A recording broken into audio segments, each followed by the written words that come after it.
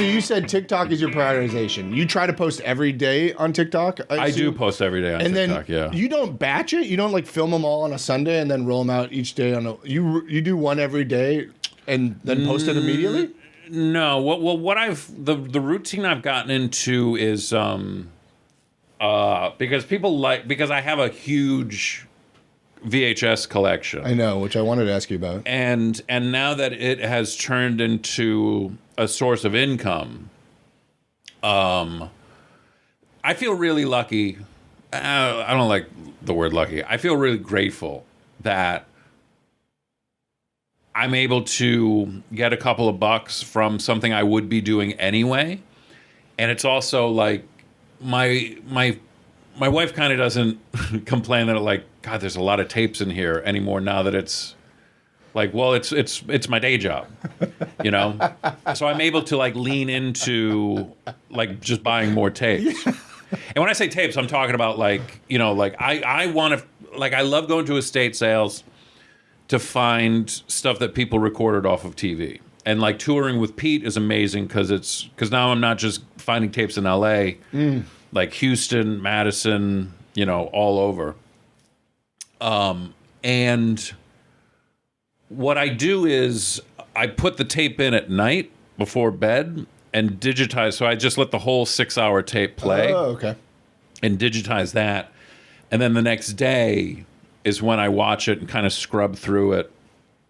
So that's why I do it instead of doing like a bunch at once, because I'm like, well, and then that 6-hour digitized file I put into like a Google folder, and then people can subscribe to my Patreon and watch, you know, all the tapes and stuff. Yeah. Are you good with like organization? Because I've seen you like find a tape in a back corner drawer, and you know exactly where it's at. Like, or are you setting those all up? No. I don't.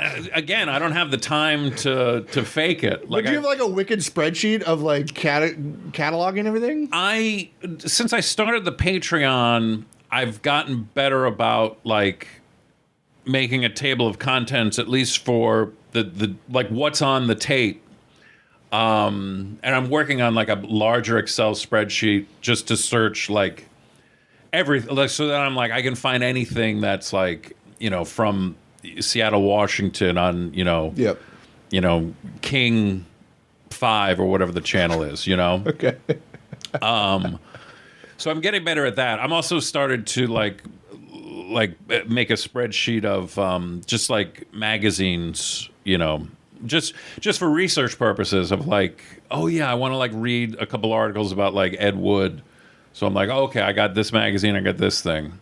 But like the tapes, it's the collection. I mean, every day it's bigger than it's ever been.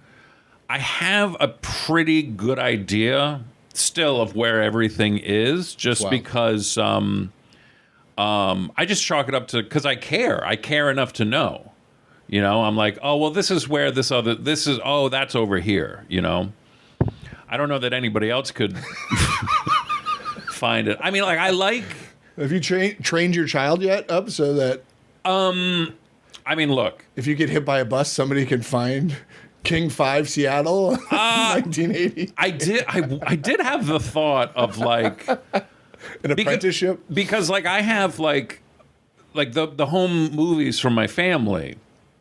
I'm the only one who has those because I'm the only one who cares about VHS, and I'm like digitizing that stuff. And I'm like, I was saying to my cousin, because I was back home, and I was like, I need to make sure that people have the links to these, like, because like God forbid something happens to me, I want to make sure people have access to these files, you know.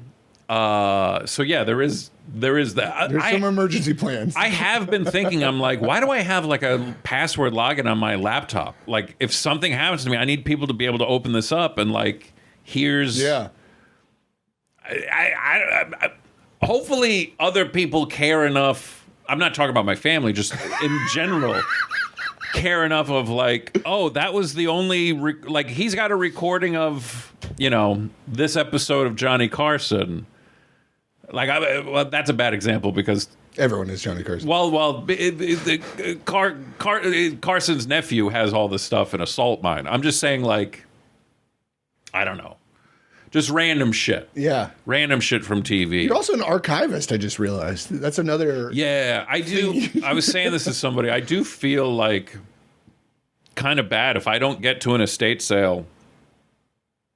Or like, better example is, sometimes it's kind of a bummer showing up to an estate sale and there's no tapes. The only worst feeling is when there's too many tapes. And I got to like, kind of like guess like, well, maybe because everything that I don't take is going in the trash. Yeah. You know? And Why wouldn't you take them all? Well, say like if I'm in Houston. I see. I'm like, I know how many are going to fit in this suitcase. I see.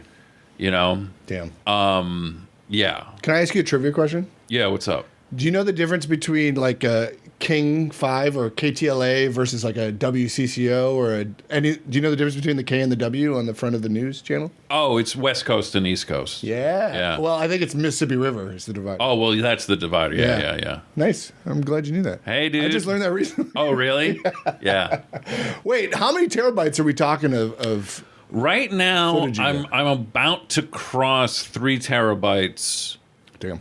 In the Google Drive. And then I gotta, because I pay for 5, and so I'll probably hit that, in a year or 18 months or something at this rate. So I love the forecasting out. Well, it we need more stories because of the frequency at which I've been uploading the stuff. I'm like, okay, so because now that I do it every day, you need like a team of actuaries now and everything. Well, I got to talk to a couple of buddies who I'm like, maybe I just have my own, like, hard drive and network here. Yeah.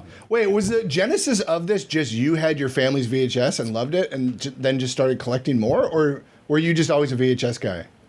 I mean, yeah. I mean, I've always been a VHS guy. And yeah, it started with just... like I have all the tapes from our like not just like home family footage, like shit. I still have my copy of Scrooge tape off of pay-per-view from like 1988 or 89. From Request. That was the pay-per-view channel on the East Providence cable when I was growing up. And then it blossomed more in college because I was in New York and you could go to a record store and buy like VHS and stuff. But after college in the early 2000s, once DVD really took a stronghold and VHS became trash. And then I was just like, oh, I can get them for super cheap now. But like the stuff taped off of TV, I always had those, but it wasn't until moving out here to LA, I didn't even know what an estate sale was. But like when I saw, like I've always had a fascination with just in my own home, like growing up of like somebody taped something off of TV of like, just seeing, I remember specifically we taped Police Academy 2 off of like Channel 5 or 11 or something, And my favorite part of that tape was after the movie ended. Because you remember, like, you just put a tape in, record the movie at 8 o'clock, and then the tape recorded the whole night. Yeah. I'm like, what was on TV? You like the after, yeah. Yeah, when I was in bed. Like the stuff that I was never going to see otherwise. Yeah. And so it's always been this fascination for me of, well, what else is on the tape? Right.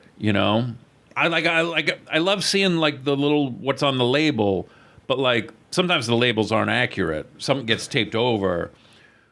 But also like I found such a joy in getting other people's tapes of just like, who was this person? What were they interested in?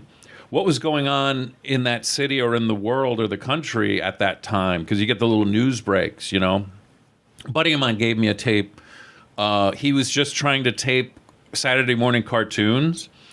and the news kept interrupting because the Chinese government was rolling the tanks into Tiananmen Square. Wow. Yeah. That's cool.